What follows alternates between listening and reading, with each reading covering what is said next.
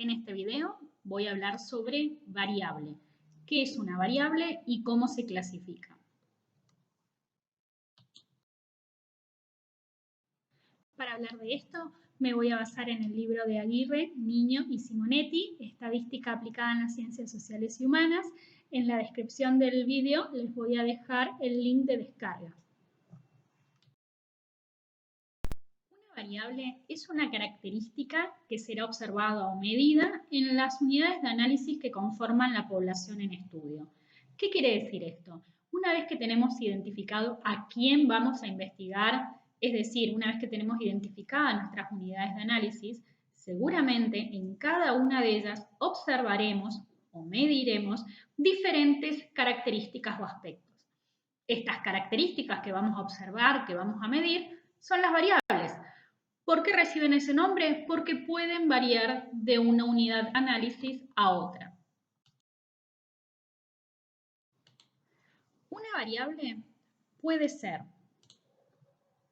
numérica o categórica. Esa es la gran clasificación, los dos grandes grupos. Cuando una variable es de tipo numérica, cuando los valores que asume esa característica que estamos observando son números. Por ejemplo, la edad. ¿Por qué la edad es una variable que se clasifica como numérica o cuantitativa? Porque los valores que admite, 18 años, 19 años, 20 años, son números. Por esa misma razón es que la edad se clasifica como una variable numérica. Opuesto a este tipo de clasificación, encontramos a las variables categóricas, que son aquellas variables cuyos valores son categorías, nombres, rótulos. Por ejemplo, la variable provincia de residencia. ¿Sí? Supongamos que estamos observando a personas y la variable que se observa en cada una de las personas es provincia en la que reside, en la que vive. Los valores de esa variable pueden ser Misiones, Corrientes, Entre Ríos, Tucumán, Santiago del Estero, Buenos Aires. Ahí podemos ver cómo los valores de esta variable no son números, son nombres, son rótulos, son categorías. Es por esto que la variable provincia de residencia se clasificaría como una variable de tipo categórica. Ahora bien, dentro de cada grupo, dentro de las variables numéricas y de las variables categóricas, se pueden subclasificar. Por ejemplo, las variables numéricas, a su vez, se clasifican en variables discretas y variables continuas. ¿Cuándo una variable numérica es discreta? Cuando los valores que asume esa variable son números enteros. Por ejemplo, la edad. En general, porque la edad se mide en años cumplidos. ¿Cuándo una variable numérica es continua? Cuando los valores que asume esa variable son números reales, es decir, admiten decimales. A su vez, las variables categóricas se pueden clasificar en variables categóricas nominales u ordinales. ¿Cuál es la gran diferencia entre una y otra?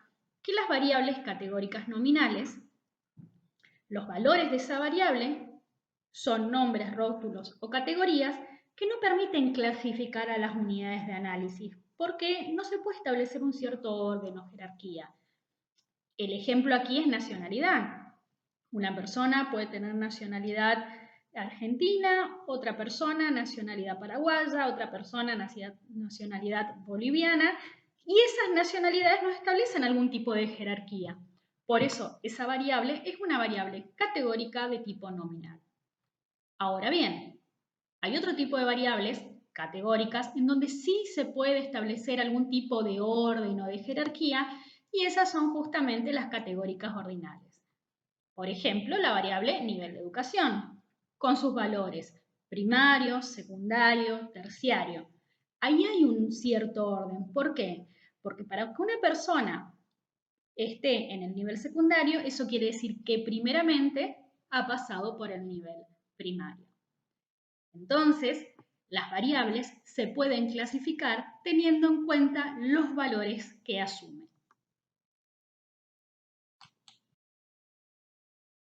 Veamos un ejemplo. Supongamos que queremos conocer la disponibilidad digital y tecnológica que cuentan los estudiantes del curso de Estadística en julio del 2020. La unidad de análisis, entonces, sería cada uno de los estudiantes del curso de Estadística y la población en estudio sería el conjunto, es decir, todos los estudiantes que conforman el curso de Estadística en julio del año 2020.